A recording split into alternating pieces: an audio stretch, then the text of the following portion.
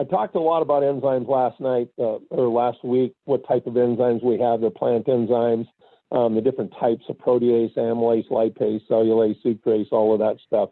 But what I didn't talk about is the simple little things that everyday people do that literally rob their own body's production of enzymes working well for them. And what I mean by that is, how many ounces of water do you drink a day? That's point number one. Everybody should drink a minimum of half their body weight in ounces of water a day. Now we're getting tailored to very specific individuals. Half your body weight must be consumed in ounces of water every day. So if you're a 150-pound person, you should be consuming 75 ounces of water per day, because all enzymes in the human body, for that matter, most enzymes, if not all enzymes on the planet Earth that have anything to do with growing or living form, are all hydrolytically activated. That's why when we go to look to outer space and see the potential of humans colonizing another planet, you have to have oxygen, you have to have water. Those are the two fundamentals of life on planet Earth as we all know it. So getting back to half the ounces of water, so you're not only required to drink 50% of your body weight in ounces of water a day, but the proper way to keep your body cellularly hydrated is drink half of your daily, so now 25% of your body weight should be consumed within the first 4 hours after you wake up and get out of bed. Why is that so critically important? Because if you're like normal people, you just slept 7 to 8 hours, maybe even 10 hours. And there was no water consumption. And yet your body still functioned all night long, using up water to activate all those enzymes and carry out all that cellular functioning activity.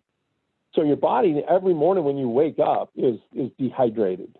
And if you don't get in at least half your body weight in ounces of water a day, then you're what we're called chronically hydrated. And I tell you, I can get rid of about 35 to 40% of all diseases in the world if I could just get people to drink half their body weight in ounces of water a day, and then take that 25% of your body weight, or 50% of your 50% that you're supposed to drink. Half of that has to be consumed within the first 4 hours after you wake up. Second thing, when you're drinking water, don't ever drink it cold. Don't ever drink it cold. Your body will not absorb cold water. It shuts down the cell functioning in the human body. Just like when your body dies in where they do all the crabbing fishing and stuff, the Bering Sea. It's so cold, you die of hypothermia. Well, why would you die just being in cold water? Because that water temperature lowers the enzyme environment temperature so low, the enzymes no longer function. The cells don't function, you die. Simple as that. And when you start drinking ice water, that's exactly what you're doing on a minor scale every single day. You're making it hard for your body to hydrate. You're making it hard on your heart because it has to pump all of that stuff at a much more faster, accelerated rate, trying to warm it up to where it can be absorbed into the bloodstream. And so don't ever drink ice cold water with your meals. Don't ever do it because it shuts off the digestive enzymes. So half your body weight in ounces of water, try to drink at room temperature if you can every day. And then the other thing is, do not take that water with your meals. Don't drink water with your meals. If you look at your mother and your grandmother, they never ever had a pitcher of water or ice water or McDonald's ice Coke or whatever sitting on the table or served with the meal. We never had water on the table when I was a kid. And now I understood why. Because that's just going to not only, one, dilute your digestive capability, slow it down by putting in more fluids and making a larger volume that the enzymes have to somehow function within.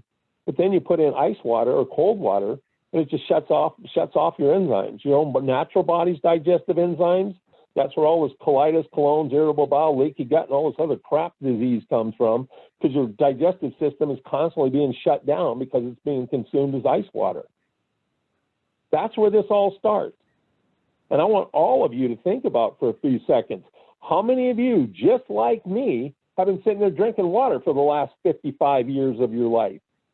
Probably even the last 60, because I've ever since I was 4 or 5, I could start getting my own ice. And by the time I was 11, I had my own paper route, and I was going to the Dairy Queen and getting ice Cokes and all kinds of stuff, just ice everywhere. And eventually that's going to cause your stomach to bloat, overenlarge, and it's just not healthy for your body to be doing any part of that at any age. So help your kids, your grandkids, and your immediate family as well as yourselves understand this.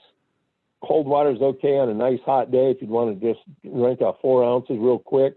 Hey, no big deal. But to sit there and start drinking these 8, 16, 24, 48, 64-ounce glasses is just ridiculous. And I just can't believe how many people I just watch. I've been doing this consciously now, especially for the last couple of years, trying to clean up my own diet. And I just look at people and I'm just shaking my head constantly. I mean, constantly, every day, hundreds of people. All I have to do is just look out, and here they're walking around with these big old aluminum mugs and this and that, but everything's iced water or an iced drink. So don't ever do that, especially during mealtime. The time you hydrate is within a half hour before you eat a meal, no water consumption, and at least a half hour to 25 minutes after you've eaten a meal, no water consumption. And I don't say don't ever have any water laying around. Heaven forbid somebody doesn't have any water on the table in case you start to choke or something. But don't ever consume more than 2 to 4 ounces at any sitting anywhere near a half hour before, after, or during consuming a meal. It's just not healthy. And the minute you say, oh, well, I can't do that, that's what I used to say too. And Dover, you know this, because if people paid attention when they're coming out to eat with me at restaurants and stuff as we travel around the United States, you'll always see me have that big glass of water. I'll even request water. That water sits there until I'm done with my last bite of food. It'll sit there for at least 15 minutes later, and then you'll see me down that whole glass of water all at once. And it's ice. But by then, all the enzymes, all the everything's ahead of that water. So I'm not saying you can't have iced water, just don't have it anywhere near your meal consumption, because it'll shut off the enzymes that your body makes. It'll shut off the enzymes that you get out of the Enriching Gifts capsules. It just flat shuts them all off. Why do you think the grass in the lawn dies during the wintertime? Because of the cold temperature. The enzymes become inactive. Trees are no longer brown and bark. They turn gray, lifeless. That's all because of lowered temperature. And so that's how it affects nature. That's how it affects your human body. So I just wanted to make sure that everybody understood, one, to drink half your body weight in ounces of water. Two, absolutely try your fundamental, absolute hardest and best. Never take in any kind of cold water anywhere near meal consumption. Okay? And then the third thing about enzymes is it's the most calorie-burning process in the human body. You can actually use the digestive process to lose weight. And this high-protein diet, called the keto diet, or the Power Up Protein Plan that was Michael Thurman 15, 20 years ago, and before that it was the crazy gal out of California, Susan Powder with the spiky white hair. It was all about protein, protein, protein, protein. And that is the way that you can use your meal to actually force your body to metabolize fat calories as an energy source. And so those are the three things I wanted to just kind of real briefly talk to people about with regards to the digestive enzyme.